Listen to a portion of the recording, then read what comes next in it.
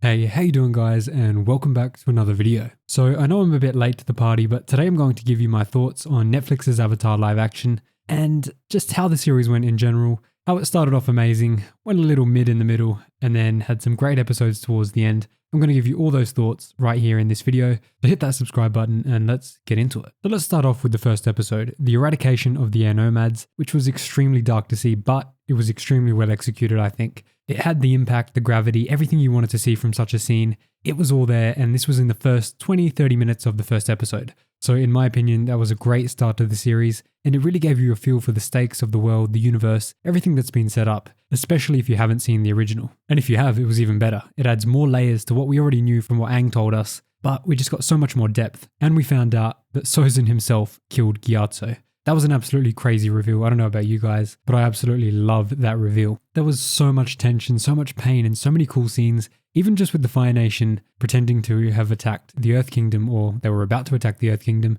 leading all of the other three nations to put their forces on high alert towards the Earth Kingdom, when in reality they were going to go for the air nomads. This is a bit of a difference from the original canon. Well, it wasn't really stated in the animated show, but from reference books there was a bit of a different story where everyone kind of knew they were going to attack the air temples, but they just didn't know how strong the Fire Nation was going to be. Now moving on from that, there was one small problem, which is Appa. He felt like a huge part of the original series. Honestly, at some points he felt like an actual character, but in this series he felt more just like a fast travel machine, kind of from an MMO. He didn't really have much of a role apart from getting people from one place to another, which you could say that doesn't matter, he's just an animal, but he had more of an emotional connection in the original series with Aang. Momo also barely gets used other than for death and revival. So that's one area of weakness I will say. I think the animals could have been handled better, which we'll probably see in season 2 if it ever gets approved. Now, the last arc, moving on to the last arc, it felt incredibly rushed, which is understandable given the short episode list, but it's still not good to see. Other than that, the bending looked mostly awesome, much better than Shyamalan's, I think,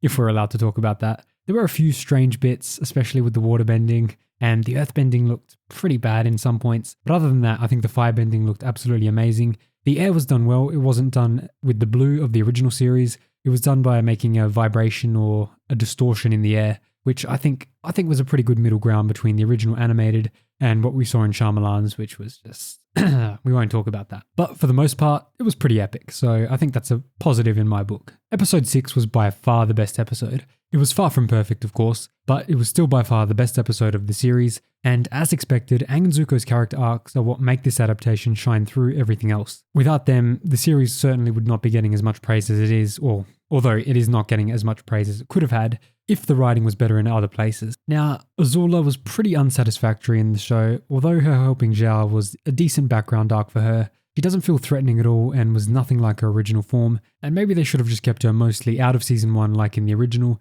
given her some more time to grow in the second and build up the more of the mystique, the tension, the sense of foreboding, to be aware of this character who's going to show up in season 2. Maybe just with a few darkened scenes like we see when she was at the Agni Kai in the original series. But I think they did okay with her. Not the best, not the worst. I'd say unsatisfactory. So actually a bit less than not the worst, but you know.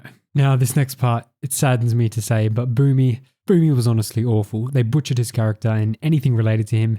His personality, he felt arrogant, he felt rude, he didn't feel like he had a long past connection with Aang as a childhood friend. He felt like he didn't even know him. I mean, I get that they were trying to teach Aang a lesson, or make Bumi teach Aang a lesson by saying he needs to hurry up and get on the earthbending grind, but honestly I think it could have been handled better.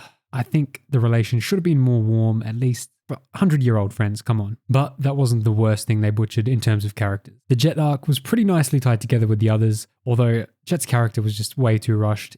The way they blended it was good, but as for the character, I think they got rid of too much of the character. We didn't see why really he became a freedom fighter. We got little exposition about it, but we didn't really feel it. The acting was great, but the writing just didn't match the level of acting given by the actor. Also Katara, she just turned on him so quickly. I mean, we already know why because of the animated series, but if you haven't seen that, it really doesn't make any sense why she turned so quickly. She should have had some discerning time. But anyway, that's the Jet arc, which could have been improved. I think it was a little rushed, but hey, they're on a budget and on a time budget, so not much we can do there. At least it wasn't one of the more important arcs from later in the season that was butchered. So hopefully they continue to improve into season 2 and 3 if we get that far. After that, Sokka's time with the Mechanist was absolutely great. Sai was great. I think the acting was fantastic.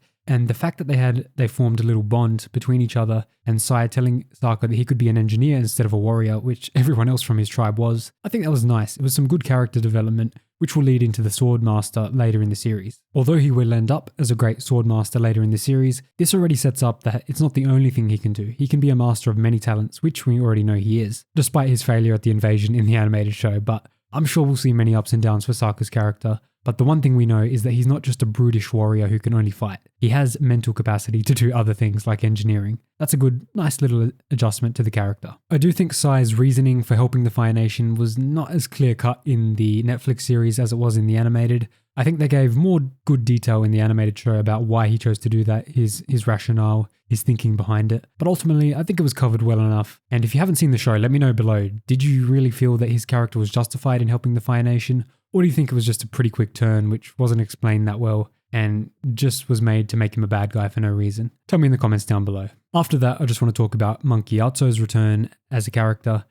It was absolutely so emotional. It was so well done. And then his departure after that was absolutely heartbreaking. Such an amazing actor from Gyatso, I have to say. Even in the first episode, you could feel the friendship, the bond between Aang and Gyatso, even at such an age difference. You could tell they were meant to be mentor and apprentice, master and apprentice. You could tell that if the war didn't happen this way, if things didn't go as they would, Gyatso would have been a fantastic master for Aang, and they would have been lifelong friends all the way to the end. And he certainly would have been a much better airbender if Gyatso had lived all the way. And that's saying a lot because Aang was already an incredible airbender. I also want to talk about Ko the Face Stealer. I think the arc was done pretty well with Ko, although they could have shown some more faces. I mean, we could have got something different from the animated show in terms of faces. Since we have some different lore, some different changes up, we could have had some more backstory with Kuruk. I mean, we did get a base story, but I think since they've already made so many changes with the Netflix animated show, or Netflix from the animated show, I think they could have added a bit more backstory there so we know exactly the motivations behind Ko the Face Stealer and Kuruk and how they become lifelong enemies in the animated show.